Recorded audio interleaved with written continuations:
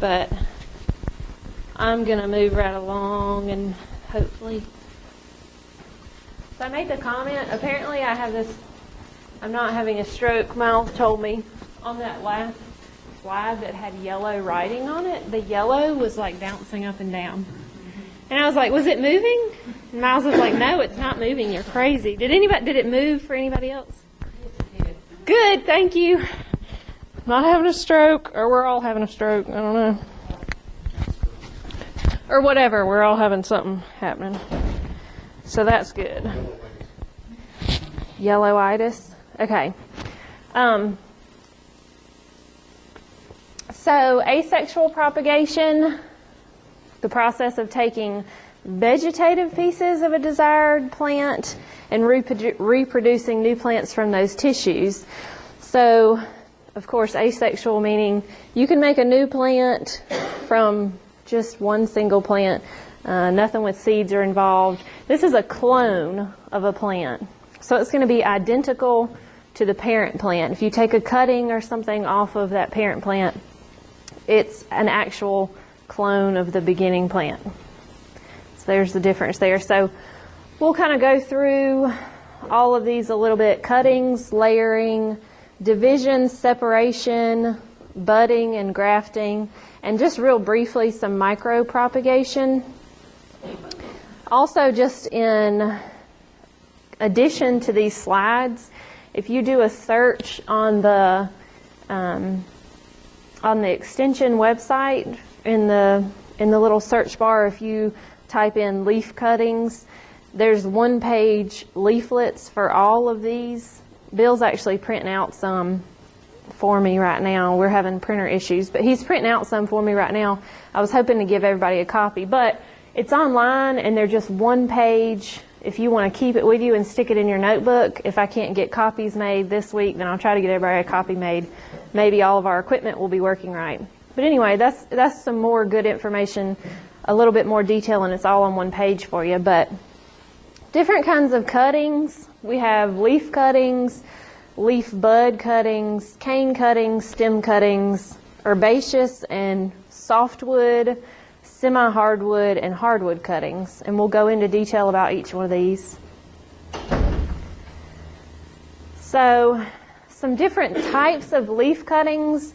You can have the leaf petiole cutting, which of course you're going to have, like in that picture at the top, you have the actual leaf blade, but you also have about 1.5 inches of the petiole attached to it as well. You can also do cuttings without the petiole. In this picture right here, this is a snake plant, so there are no petioles on that leaf, but you can still do cuttings on it. Just take a 3 or 4 inch piece of that. I'd say 3 inches would be the biggest that I'd want to do a cutting of. And then split vein, which an example of something you could do that would be a begonia, like some of your bigger Rex begonias especially. The petiole is removed from it. You actually are going to make the cut into the vein, so you can kind of see it in this picture. So there's no petiole that you're sticking down in the ground, and you're not cutting this leaf in half. What you do is make a little splice through the actual vein in the leaves, and if you're familiar with begonias, they have pretty visible veins in them, pretty thick, especially the Rex and like an angel wing or something. And all you need is that contact, that leaf contact with the soil. So you can take like a little paper clip that's bent, or you can actually buy little wire pieces that you can stick down in the soil to hold it down. So that's pretty easy too, and you don't even have to have a big piece of stem on it. So those are just all different kinds of leaf cuttings that you could do. A lot of your house plants you can do by leaf cuttings. Does that just sit on top of the soil?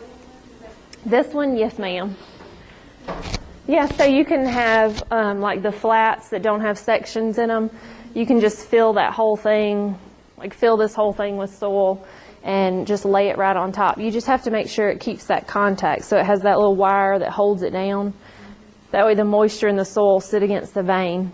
And from there, that's where it's going to grow roots and make a new little plant. So again, just like any type of cutting. These ends right here, you just stick those down in the soil or stick the petiole down in the soil. Where you made that good clean cut is going to be where you want that soil contact with, so it can form new roots. Yes? But you cannot do this with all leaves, all kinds of plants. Some plants you can do this with, some you can't. Yeah, some plants you can, some plants you can't, right. So the split vein, I've done it several times and probably had a 30% success rate with begonias. I took a fun class in college called Desperate Houseplants, and we had to propagate like everything known to man. Actually, my mom still has all of the plants in her kitchen. I have a pothos plant that she split, and she has her windows probably twice as wide as this presentation. She has one little teeny tiny plant on this side and one on that side, and the vines grow all around her window. And I was like, that's my college project. But not everything you can do like this. It's not, the split vein especially is tricky. Yes?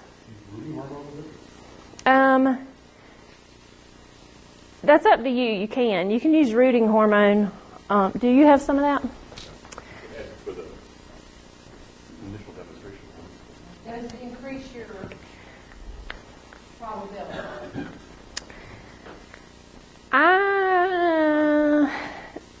Some does, yeah. Y'all can pass that around and kind of read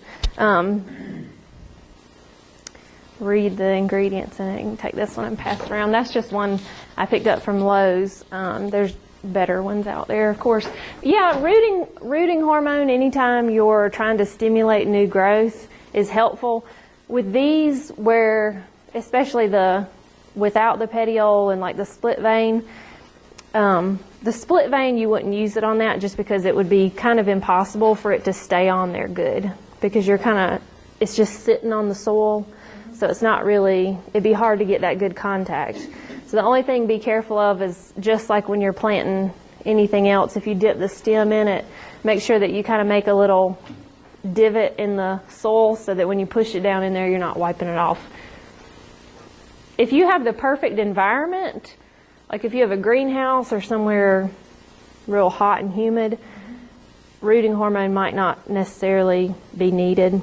Houseplants, I don't use rooting hormone on houseplants. I think they do pretty good as long as they're in a good environment. Some of your other things, it's a little more important. So then we have leaf bud cuttings. This is probably something, if you've taken a cutting off of something, you're probably familiar with this. You have the leaf, and you also have the petiole, which attaches to a little piece of the stem, and a bud. So bud covered, exposed, doesn't make sense. But so on this one, you'd want to make a cut right here at the node. This would be where you're going to stick it down in the soil, and from that node is going to be where you get, just like you get new growth if you're pruning a plant, you can also get roots to form from there. Yes, ma'am. Where do you cut it? Above, below? Below. So you want to make sure you include the node. So if you're pruning, you cut above the node because you want the growth to come from the node. If you're rooting, you cut right below it because the growth comes from the node. So whatever you're doing, you have to include that node. So in propagating, you include the node, and that's what goes down into the soil. That's where the roots are going to come from. So include the node in whatever you're doing. And this works good with if you have geranium or something like that, they kind of get leggy. This works great with that. Just make sure that you have all those components. And again, you have to have the node present. So cane cuttings, this is another one that works great in houseplants. If you have something like a Dracaena, a lot of times they can kind of get a little top heavy or a little, whatever. They can get a little wonky looking. So a cane cutting is another form that you can use. This one you actually lay it down on its side. So again, you want contact with the soil right here. This is going to be your little buds coming out with your new growth and making good contact with the soil.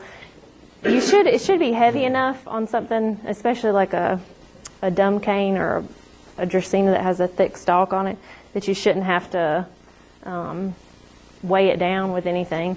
If you have a small spiked Dracaena, you might want to get some of those wires. It looks like a little miniature sod stake to hold it down. And again, get that contact at the nodes for the regrowth to come from there. And then actually, if you have a situation like this where you have a longer piece, you can actually split this and then you have 2 new plants. If you want to do house plants that way. It's a good one to do. So stem cuttings, again, this is probably most common. A lot of different ornamental plants. We can do herbaceous, softwood, hardwood, and semi-hardwood cuttings. All different kinds of plants you can do from stem cuttings. And then here's just some different types of stem cuttings. This one looks like it still includes the terminal bud on it, and this one's probably a side shoot. This one, they left a side shoot and a little piece of stem. So really, there's all different forms and places to take cuttings. My clicker is broke. So know your plant that you're propagating. You can get growth from current or past season wood. So just like with pruning, be familiar with the plant and where its new growth comes from. Avoid material with flower buds. That flower is just going to take all the energy from the stem. So if you want to propagate something, I keep saying geranium, but I don't know why I've got it on my mind. If you want to take a cutting off of it and the healthiest stem on that plant happens to have a flower bud, you can still propagate that cutting, just pinch the flower bud off. You don't want the energy going to flower right now. Your purpose in propagating, you want it to get a good healthy root system, you want it to get established, and then you want it to get some vegetative growth and thicken up. Then later down the road, once it has all those things, then you want it to flower. So keep that in mind. If it has a flower, that doesn't mean you can't propagate it, you just want to remove it because it's just taking up valuable nutrients. You want to avoid plants that have been fertilized heavily, and of course you don't want to use a plant that's under stress. You want to make sure you're using something that's healthy. Start out with a healthy plant, get a healthy plant. If you start with something that's under stress, you're probably not going to get as high a success rate. And then the fertilizer can actually stress a plant out. It can put it into this cycle where it's trying to put on blooms or it's trying to put on the vegetative growth. Propagating, we want to put on root growth. So that's why we want to avoid something that you've been fertilizing, because that fertilizer's inside the plant. And then if you cut a piece off of it, it's going to kind of throw it off and it's going to be like, I don't know what to do now. Do I want to grow arms or legs? So also, I know we talked about media real quick. I brought a bag of potting mix. If y'all were here for the orchid talk, you heard the lady say, don't ever buy Miracle Grow. It's terrible. I totally agree with her, but the box store that I went to yesterday, that's what they had. An example. Soil. That was just a comment she made. But so just again, if you don't want to use a plant that's been fertilized, you also want to make sure when you're buying a medium to propagate in, you avoid something with a fertilizer in it. Because again, you don't want to fertilize that plant until it's good and established. So that bag of soil that is readily available and might look very tempting when it's on sale, if you read the bag good, you'll see on there it has moisture control and a fertilizer. So you don't want either one of those things. And the problem is, 5 years ago, this is the only thing available in Boston. So you got to go to the specialty places. So Trustworthy Hardware's got stuff, Rex Gardens has got stuff. Other people have things that have no fertilizer in either pine bark or peat based. Right. So young plants root quicker than older plants. Older plants sometimes might tend to be stressed out. Also, younger plants have softer tissue in them. Softer tissue is going to root quicker. Just like if we take an herbaceous cutting, we're probably going to get roots developed quicker than if we take a woody cutting. Lateral shoots root better than terminal shoots. Lateral shoots would be like that middle picture or the third picture. You can take something from a terminal shoot and get it to root, but again, that energy is directed towards growing up and outward. So it just kind of, if you think about things, it makes sense. Like the plant's trying to push everything up, so it's not trying to provide a root system. You know, those lateral buds, those lateral shoots, that's where most of the leaves are in a plant, so it has more energy stored. Just kind of think about things in terms of how it makes sense. It's surface area, kind of. Take cuttings in the morning. Usually the plant has some water stored in it early in the morning. It's going to lose that moisture throughout the day, so your cutting might dry out quicker. And you want to keep those cuttings cool and moist until they're stuck. So if you're going to cut something, don't just throw it in the backseat of your car and then drive around all day. If you're out somewhere and you want to take cuttings, keep like a wet paper towel in a plastic bag and wrap the base of it just as if it was a plant with roots. Keeping it cool though so it doesn't dry out too much. So the longer tip cuttings are best, but longer cuttings you can divide it into several sections, about 4 to 6 inches. Again, I'd go on the shorter side of that. You want to make sure that you have a good sharp blade, either a propagating knife or a good pair of sharp pruners, bypass blades, not an anvil blade, and make sure it's clean. There's lots of different ways to clean it. We've talked about good sterile practices, but like rubbing alcohol, just clean it before you go out that day with like a cotton swab or something. Just in case you've been pruning other things, you don't introduce that into the wound on the plant. You want to take off the bottom leaves, especially if you're sticking it in water or down in the soil. You don't want those leaves taking up energy, but you don't also want them in the moisture because they're just going to kind of get yucky and rot. And that can just cause actually rotting of the base where you're trying to get roots to grow. So you don't want any mold issues. So remove those leaves, and if you have leaves at the top of your cutting and they're kind of large, you want to leave them on, but cut them in half or cut them to a smaller size. So again, an example of, yep. Well, we did when we did the English flag before we Yeah. the long piece divided into 2 or 3. We cut it and made sure it was pointed in the right direction, and we took off the upper leaves. So they've all rooted. What do you need? Again, you don't want the plant sending all its energy into the leaves. It's natural. It's a natural growth habit for it to keep that foliage or that flower looking pretty. It's natural for it to want to do that. So you don't want it to send the energy there again. You want it to send energy to new roots. So that's why cutting the leaves in half, it just decreases the surface area of those leaves. And you want to balance the transfer